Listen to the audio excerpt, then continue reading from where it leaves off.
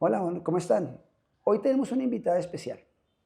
Es una mujer muy empoderada, muy desarrollada en el área del ejercicio físico, la nutrición y un área que no hemos tocado mucho, pero que es indispensable para el tema, la psicología aplicada al ejercicio físico, a la nutrición y a la salud. ¿Por qué es tan importante?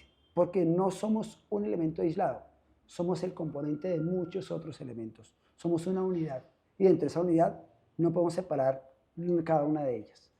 Somos parte de un todo y por eso la hemos invitado. Tatiana González es una nutricionista, en este caso licenciada en nutrición, con algunos estudios muy enfocados en la parte de psiconutrición y que nos va a traer una información muy interesante el día de hoy, pero voy a darle el paso a ella para que ella tenga la posibilidad de presentarse, nos regale sus redes sociales, nos regale cómo se pueden contactar con ella también y que tengan una interacción directa, no solo a través nuestro, sino directamente con ella. Tatiana, bienvenida. Hola a todos, es un gusto para mí poder estar acá. Primeramente agradecida contigo por poderme abrir las puertas frente a este podcast. Para mí es un orgullo poder ofrecer el conocimiento que nos expone la academia y sobre todo que he preparado para todos durante un tiempo. Este proyecto, el cual apellido yo Psiconutrición, nace desde una experiencia personal. Fui una persona que desarrolló una enfermedad y se encargó de estudiarla. No acudí a ayudas, no acudí a nada. Me gusta mucho ser autodidacta. Desarrollé estudios acerca de los trastornos de conducta alimenticia. Soy nutricionista de profesión, soy entrenadora. De Eh, pasión. es totalmente, sí, pasional y también académica, al apoyo de SECAF. Eh, y ha sido un proyecto muy hermoso porque me empecé a dar cuenta que el ser humano es un componente de todo. Realmente uno no puede dividirse cuando tiene alguna patología o alguna emoción o alguna sensación, porque hace parte de algo más macro. Ese macro compone lo que es los genes, lo que es la cultura, lo que es la educación, lo que son los patrones, las creencias, lo que es todo lo que nos va formando a partir de nuestro crecimiento y de nuestra infancia. Y que vamos replicando porque más masas se van sumando hacia lo que creemos correcto, pero no siempre es así. ¿Tú qué opinas, profe? Voy a algo muy simple y que me gustaría mucho que voy a ser aquí el niño preguntón, voy a ser la persona que interactúa, interpela, esperando que cuando más adelante tenga la posibilidad de interactuar con ustedes en directos, esas preguntas que yo hago aquí las pueden hacer ustedes a través mío a los invitados. Y me surgen muchas preguntas porque nos dejaste fríos con todo lo que nos acabas de decir. Hablamos de genes, hablamos de hábitos, Ujú. hablamos de la parte psicológica, hablamos de la parte emocional. O sea, cada uno es un tema muy grande y muy apasionante, pero creo yo que la idea sería ¿cuál? Comenzar como por enfocarnos desde dónde vamos a partir esta serie de conferencias o de charlas que nos interesan muchísimo, porque no solamente tocan la parte alimenticia o de ejercicio, Ujú. sino nuestra parte emocional y cómo nos relacionamos con la comida y cómo nos relacionamos con nuestro propio hábito y estilo de vida. Entonces, Total. cuéntanos, desde tu punto de vista, cómo sería la dinámica. Bueno, creo que cuando uno acude a un gimnasio, lo primero que quiere hacer es cambiar su físico. Y ojalá fuera tan fácil. Realmente se empiezan a desglosar muchos factores que no conocemos y que se van dando con el tiempo. Uno de ellos puede ser el factor genético, otro de ellos puede ser el factor que tenemos aprendido frente a cómo nos nutrimos. Dicen mucho que cuando queremos construir un físico ideal a nuestro estereotipo, es necesario mantener una alimentación saludable. Pero esta alimentación saludable a veces no se puede obtener porque no tenemos lo aprendido o lo necesario para llevarla acorde al tiempo. Listo, yo acudo con una persona que sea instruida en el tema, ya sea un nutricionista, ya sea una persona que sepa dar una asesoría nutricional, como los entrenadores de SECAF. Pero, ¿qué sucede? Que no es solo hacer este proceso o seguirlo al pie de la letra. Hay muchos más factores que intervienen. Uno de ellos son las emociones. Las emociones no gestionadas nos enferman.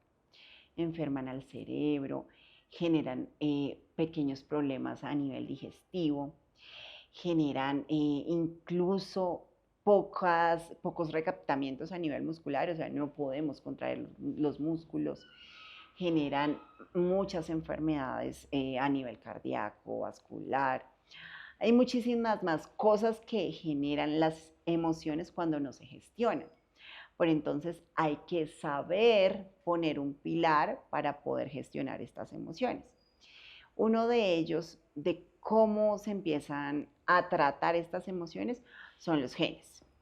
A veces no sabemos por qué nos sentimos de tal forma y resulta que fue una conducta aprendida y esta conducta aprendida viene de un gen que puede que despierte una conducta ansiosa. Entonces, si yo soy una persona ansiosa, puede que acuda a la comida para liberarme de esta ansiedad. Y no solo con la ansiedad, sucede con muchas emociones que no sabemos gestionar. Desde allí podemos acudir a los genes para saber qué gen estamos activando o cuál podemos modificar según nuestro comportamiento. Otro pilar que se ve muchísimo referente a los genes tiene que ver muchísimo con lo que nosotros recibimos cuando nos encontrábamos en gestación. Esto activa a nivel cerebral muchísimas reacciones posgestación. Cuando ya nacimos, cuando ya salimos de la barriguita materna. ¿Por qué? Porque si nuestra madre hizo consumo de mucha cafeína, que ya saben que es un alterador del sistema nervioso central, va a resultar en una persona ansiosa. Y no solo ansiosa, sino que también adicta a la cafeína y además de eso, va a tender a reaccionar muy rápido a cualquier impulso. Por eso es que hay que medir todas las cosas que consume la madre cuando nos está gestando, porque esto seguramente puede perjudicarnos y puede generar una conducta y un comportamiento en nuestro yo del futuro. Bien, hay una cosa que me parece interesante de lo que dice Tatiana, y es que nosotros debemos desarrollar no solo patrones de conducta, sino entender por qué los desarrollamos. Y a veces viene desde nuestra genética, dices tú, ¿cierto? Entonces, en este caso, lo que nuestros padres nos heredan cuando en una noche de pasión estuvieron juntos y salió un hermoso ser como nosotros, desarrollaron, unieron los genes paternos y maternos y en esa fusión de los dos generamos un cruce de información de dos seres diferentes que crean uno nuevo. Esos patrones de conducta aprendidos de ellos, por hábitos, por vida, por demás, se pueden heredar por nosotros y desarrollar en nosotros algunos patrones de conducta inadecuados de alimentación. Por ejemplo, mi madre era muy adicta o le gustaban mucho los bizcochos, los panes y los demás elementos ricos en harinas. ¿Es factible que yo herede ello y que me tenga un gusto o una afinidad por ese tipo de alimentos? Claro que sí. Por lo general solemos simular la sensación o la emoción con la que la madre está ingiriendo este tipo de alimentos. Entonces, si mi mamá estaba feliz y porque está muy feliz acude al chocolate, yo voy a querer consumir chocolate cuando estoy feliz, cuando estoy manifestando una conducta de alegría, porque para mí eso significa felicidad. Y sucede lo mismo en lo contrario, en una emoción negativa. Si mi mamá genera rechazo de pronto o adversión a cierto alimento, no sé, en este caso las verduras, cuando está deprimida, cuando está en desagusto, cuando está en una emoción negativa, bajita pues, yo voy a tender a realizar lo mismo. Entonces, ¿qué quiere decir esto? Que Ya entendí debemos por qué tener me gustan una las verduras. nutrición balanceada. Y realmente sí, realmente muchas personas de niños los condicionaron con que las verduras eran una comida de Un castigo. castigo. Exacto. Entonces, de grande, inconscientemente, eso se llaman nudos mentales. Nuestro cerebro acude a eso en cualquier situación. Entonces, me sirven las verduras, no me gustan, pero no porque las verduras tengan un sabor inadecuado, sino es porque me hace inmediatamente acordar o revivir a ese momento de rechazo, de malas sensaciones, de emociones negativas, y eso hace que inmediatamente digamos no. Entonces realmente influye muchísimo lo que la madre consume, la emoción con que lo procesa y sobre todo qué sensación o qué situación estaba llevando en ese instante que manifestó esa emoción. Y eso queda impregnado en el gen, o sea, el gen lo Exacto. adquiere, o sea, Modifica incluso. pero para eso requiere que sea una conducta de mucho tiempo, mucha repetición, o sea, que sea una conducta que se repite durante un largo periodo de tiempo, no es que sea de vez en cuando, sino que sea una conducta repetitiva. Sí, exacto. ¿Cierto? Más que gen como tal, conecta mucho con las creencias y los patrones de alimentación. Ya cuando se aprende algo, nuestro cerebro es súper moldeable hasta los 8 años. Y de allí para los otros años de vida tendemos a replicar todo lo que sucede. Entonces, si yo aprendí algo en esa edad, seguramente voy a tender a replicarlo, así sea un algo equivocado. Entonces, por eso no debemos de emitirles juicios a los niños frente a algo. Lo común es de pronto el dinero. No, no hay dinero. Seguramente ese niño se va a llevar esa razón para su yo del futuro. O con la comida. No coma porque los niños del África no pueden tener esta comida siempre, están en pobreza. Entonces uno crece creyendo, no, tengo que comer, tengo que alimentarme. Así realmente ni siquiera tenga esa sensación de hambre estimulada por una hormona, que pues se hablará más adelante. Entonces eso hace que el niño quiera seguir haciendo una ingesta, pero es más como por una conducta de supervivencia. En el cerebro hay diferentes tipos de mecanismos y una de esas es el reptil. El reptil hace que tú quieras adquirir una conducta por supervivencia, porque exactamente, porque necesito hacerla para poder continuar con vida. Ahí se mezcla el gen con la educación, o sea, con los hábitos aprendidos durante Realmente la los infancia. genes son muy modificables. Si uno adquiere hábitos saludables para lo que quiere construir, puede modificar estos genes. Pero ¿qué pasa? Que uno intenta modificarlos en un ambiente donde no es posible. Entonces uno tiene que acudir a un ambiente posible y sobre todo a una educación verídica para poder desarrollar otro tipo de conductas, modificar esos patrones e inactivar los genes. Bien, es decir, o sea, para ir pensando, porque acuérdate que la idea nuestra es piensa, no creas. No tienen por qué creer todo lo que digamos, sino queremos que ustedes lo investiguen, lo analicen y lo piensen. Porque cuando tú piensas, creas y evolucionas. Cuando crees, dejas de pensar y evolucionar. Y hay que pensar en positivo y desarrollar esa capacidad de pensamiento, que es lo que buscamos. Exacto. Hay unos fenotipos que se generan en la gestación. Uno es el fenotipo opulento y el otro es el fenotipo ahorrador. El fenotipo opulento por lo general es cuando la madre consumió poca comida. Entonces eso por lo general trasciende al gen a que sea un niño, una cría con un metabolismo lento, porque la mamá no consumió suficientes nutrientes en embarazo y eso hace que el niño salga con un metabolismo lento porque para su sostenibilidad no fue necesario, no fue involucrado tantos nutrientes. Entonces, ¿qué va a pasar con esa persona? Que seguramente al ingerir comida puede que suba más rápido de peso que una persona que fue en su gestación tuvo muy buenos nutrientes, que sería el fenotipo opulento. Está el ahorrador, que fue el que mencioné anteriormente, y el opulento. Sí, eso te decía, mencionaba más al ahorrador.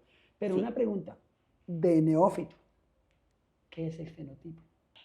Bueno, el fenotipo es la respuesta de lo que es condicionado por el medio ambiente y que genera una reacción en nuestra formación genética. Pero quisiera que ahondáramos sobre esta pregunta. ¿Podrías nos decir qué es el fenotipo? Realmente el fenotipo tiene que ver con la relación que tiene el individuo con su entorno familiar, social y cultural, cómo le afecta en el proceso. Por ejemplo, yo siempre les digo a los muchachos cuando estamos en clase que uno es lo que uno come en su entorno. La alimentación es un acto muy cultural. Entonces yo tengo relación con mi entorno si yo soy de una cierta región y me gusta el arroz de coco, el suero, el ñame y el bollo limpio, ya no tengo que decir nada, para la gente que vive en Colombia, entiende que hablo de una región de la costa caribe colombiana. Pero si yo les hablara en este caso de una región como el altiplano y hablara de la changua, los cuyos, las chuguas, la papa chorreada, hablaríamos de otro proceso que influye desde lo cultural en mis hábitos alimenticios. Entonces tiene que ver con cómo me educó mi familia, el ambiente social y cultural. Correcto. Entonces estábamos en que ese fenotipo o esos elementos tienen relación con la relación que tengo yo con la comida y con mis emociones. O sea, la comida y la emoción tienen una relación. Y la forma en la que puedo procesar estos alimentos. También tiene que ver muchísimo en la forma en la que acumulo grasa o en la forma en la que puedo predisponer de esta energía para enviársela ya sea al hígado o ya sea a los depósitos musculares. Entonces es común ver la persona que es delgadita y que come terriblemente. Y está también la otra persona que es un poco más gruesita y a veces ni siquiera come suficiente. Eso tiene que ver muchísimo con nuestra predisposición e ingestación. Pero hay algo que yo molesto mucho a mis muchachos cuando estamos en clase y les digo, la materia no se crea de la nada, solo se transforma. Y a veces las personas son felices diciendo, ya que hay un proceso también de tipo mental, profe, yo me como 1 kilo y me subo 2. Yo le digo, no es factible que comas 1 kilo y te subas 2, porque la materia no se puede crear de la nada. Debes darle la materia prima para que ella construya. Entonces yo no puedo crear un tejido adiposo si no le hago la materia prima para construir ese tejido adiposo. Puede que tenga mayor probabilidad de acumularlo, pero... Exacto, si no puedo se... tener tendencia, pero si yo modifico, no va a llegar el resultado que normalmente suele pasar. Entonces, por eso es necesario dar información, informarse y sobre todo traducirlo, tener el conocimiento para aplicarlo a sí mismo y poder modificar estos genes. A mí me parece importante un elemento que tú decías ahora en cuanto a los hábitos y en las actividades de las personas, y es cómo este proceso de los genes que vienen desde lo que heredamos puede afectarnos a nosotros en el proceso de almacenar más energía, porque me acostumbré desde la gestación, mamita fue una persona que aguantó, de pronto tuvo necesidades y no comió adecuadamente, de un momento a otro tenía grandes atracones de comida, y eso me enseñó a mí desde la educación que cómaselo todo, mijo. Si no se lo come todo, le pego. Y uno cuando tiene 2 años y mamá y papá tienen una chancleta y le dicen que se lo tiene que comer todo, y a veces el plato de comida es más grande que la capacidad estomacal, no es adecuado, padres, los que me estén viendo, obligar al niño a comer hasta llenarse. Hay que buscar un proceso llamado satisfacción, que a veces con menos de la mitad de lo que tú le das ya está satisfecho. Hay que tener en cuenta las características de composición del niño o de las características del bebé. Y además que a nivel metabólico tú vas generando mayor resistencia a la leptina. La leptina es una hormona que genera saciedad. Se dispara cuando tu grelina ya bajó. La grelina genera hambre, hambre real. Bueno, Hambre dale suave porque nos vas a asustar. Bueno, me estoy adelantando, pero a lo que voy es que cuando damos mucha cantidad de comida, saboteando el proceso digestivo del niño, hace que el niño no tenga buena respuesta hormonal. Y esto puede que más adelante le traiga problemas, ya sea de sobrepeso, obesidad o incluso mala relación con la comida, como una aversión, un rechazo, trastornos de conducta alimenticia, etc. Algo importante que tenemos que hacer claridad, como te decía, esto es un proceso que vamos a estar desarrollando en algunos capítulos o en algunos momentos, es que ustedes esto que vamos a estar diciendo lo puedan retroalimentar, revisar y que lo apliquen en sus propias vidas. Es decir, piensen en positivo sobre lo que ustedes y cómo hablan, cómo se hablan a ustedes mismos, cómo le hablan a su cuerpo, cómo a veces decimos cosas inadecuadas como, es que yo estoy gordo como una ballena. Es que creo que eso me afecta directamente, no le hablo a mi consciente, sino a mi inconsciente. Mi inconsciente relaciona esa sensación de que estoy gordo o que estoy flaco o que estoy feo y me lo relaciona con las emociones. Exacto, tú empiezas a tomarlo con una emoción negativa desde la situación en la que presentas, entonces es imposible realizar un cambio si tú no empiezas con una aceptación y una emoción positiva. Uno siempre puede cambiar desde que sea consciente de que lo trajo allí. Entonces, si yo empiezo a aplicar de que, ok, de pronto tengo cierto sobrepeso, ok, de pronto tengo una enfermedad metabólica, bueno, estoy muy delgado, es porque claramente no he tenido buenos patrones, buena alimentación durante determinado tiempo. Es hora de empezar a tratarlo, pero siempre con amor, siempre hablándose de una manera consciente y bonita a sí mismo para poder tratar y afrontarlo de la mejor manera. Por eso la idea de la psiconutrición Exacto. habla desde el Tu mente consciente, puede inconsciente, con todo. hacia tu cuerpo. Correcto. Exactamente. Primero me doy cuenta de las cosas, luego le envío señales positivas a mi inconsciente de lo que está sucediendo y el que me trajo allí. Y seguramente puedo encontrar respuestas hacia esto para generar un cambio y, lo más importante, sostenido en el tiempo. Y eso es algo que tenemos que tener en cuenta. Creo que en este punto podemos hacer una serie de, no digamos tips ni recomendaciones, porque no me gusta hablar de ello. Me gusta es que la gente piense en lo que estamos diciendo y lo pueda incorporar a sus hábitos y estilos de vida. Primero, hables en positivo. Segundo, sea consciente. Sea consciente de lo que está sintiendo, de lo que quiere procesar. A veces tenemos sueño y lo confundimos con hambre. Y a veces eso es muy aprendido también. Vemos que de pronto papito trabajaba todo el día, entonces, y él para estar bien comía unas ingestas gigantes, entonces uno tiende a replicar lo mismo.